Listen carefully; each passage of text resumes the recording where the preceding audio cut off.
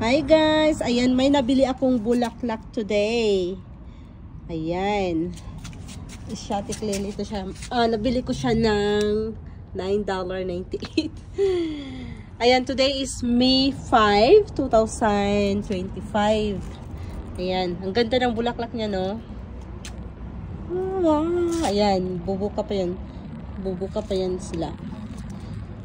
Ang ganda. Itanim ko na siya today. Ayan. Isang pot, $9.98 plus tax. So, mahigit $10 ito. $10 mahigit. Ayan.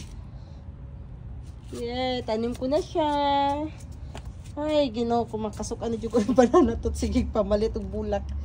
Ayan. Gusto ko kasi yung kulay niya. Ang ganda ng kulay niya, no? Peach at saka red. May dot. Ayan, dot siya. Ayan, sobrang ganda. Okay, bye-bye.